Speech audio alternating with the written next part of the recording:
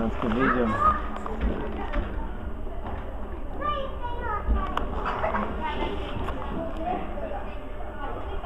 Hello, all you children. Now we're off on a little trip to visit some other children whom I think you may already know.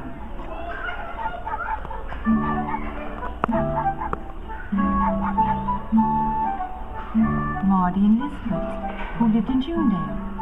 You've heard of them, haven't you? Do you remember when they had an outing and Mardy jumped off the roof of the woodshed and nearly killed herself? Titta! Jag kan flyga! Abe made up all kinds of crazy stories. Like the night when he persuaded Mardy to go into the wash house and pretended to be a ghost. Det är jag som är greve Kron!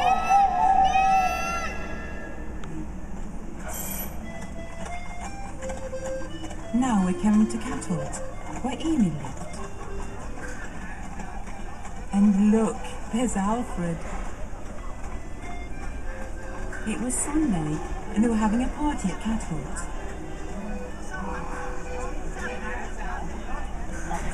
People were on their way to the party, and the flag was at the pole. Aha, that's what you thought. It was little Ida who Emil had run up the flagpole. So it was the tool shed for Emil as usual, after one of his pranks. Suddenly they found that Emil had disappeared. Oh, how they searched for him everywhere, even in the stream. But there was no sign of Emil. But Emil had moved out of the tool shed.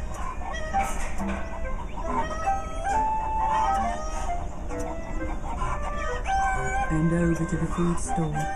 And there, if you please, he lay down and went to sleep in a cupboard with a lot of sausage skins scattered around him. He had had his party. Another party everyone in Linnebel talked about for a long time was the one given by Emil on Boxing Day.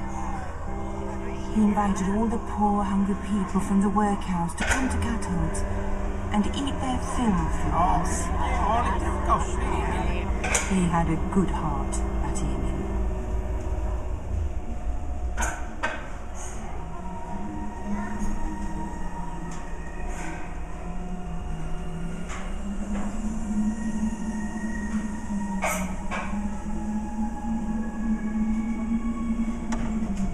Have you noticed that we're flying? And those lights down there, that must be Vasastan in Stockholm. And Midge's house. He's probably down there, waiting for Carson as usual. Carson is a handsome, intelligent, and reasonably stout man in his prime. And he flies in when he likes.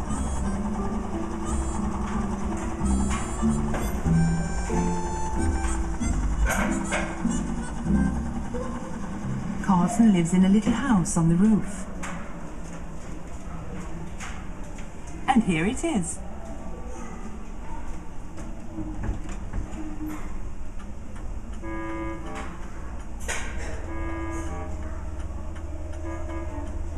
Oh dear, what a mess.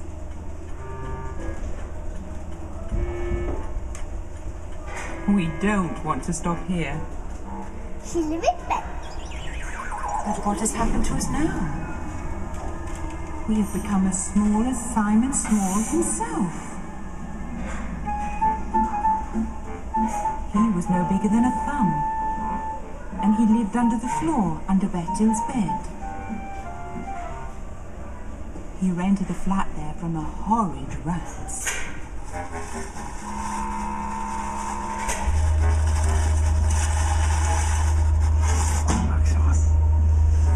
Bertil wanted to be as small as Simon so that they could play together.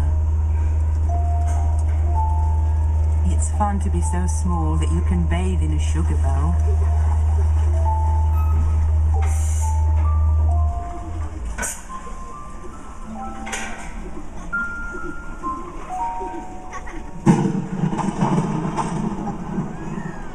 What a storm! And we are in the middle of a great forest. This is Mat's fort, where Mat's robbers hang out.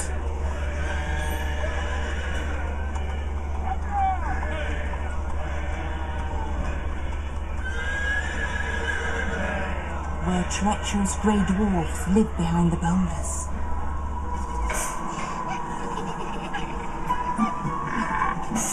And rump hobs beneath the roots of the trees.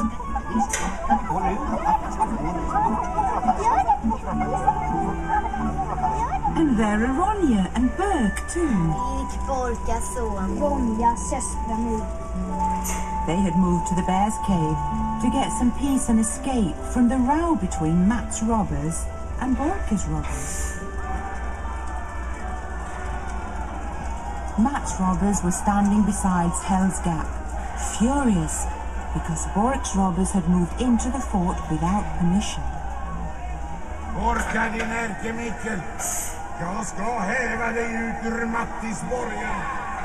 Får upp pilsvängen med dig, Mattis! But in the end, they became friends. And when spring came at last, Ronja yelled her old spring yell for joy.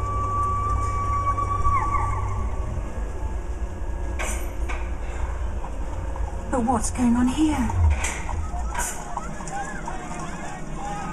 There's a fire. This was where Jonathan took his sick little brother on his back and jumped out of the window. There was no more Jonathan. He died when he jumped out, and poor Rusky was left alone. But one evening, a snow-white dove flew up and perched on the window ledge, and Rusky knew at once that it was Jonathan. Kom så fort du kan. Jag väntar på dig nere vid ån. Jag kommer, Jonathan. Jag kommer.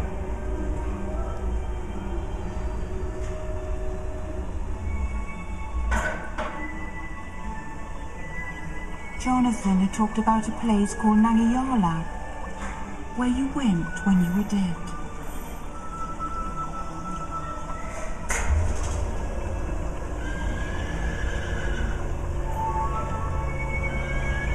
And Rusky went there too, to Cherry Valley in Nangijala. Jonathan was sitting there fishing. Imagine Rusky's joy.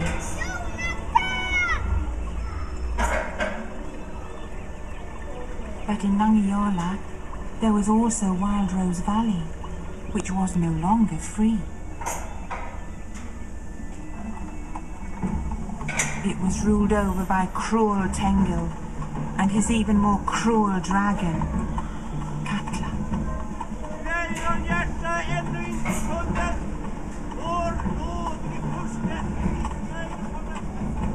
But an ISO grandfather, Matthias, lived there too. Jonathan and Rusky hid in his house until it was time to set out for Tengil's country. Their journey led across the bridge over the terrifying Karma Falls. And it was there for the first time they saw Katla.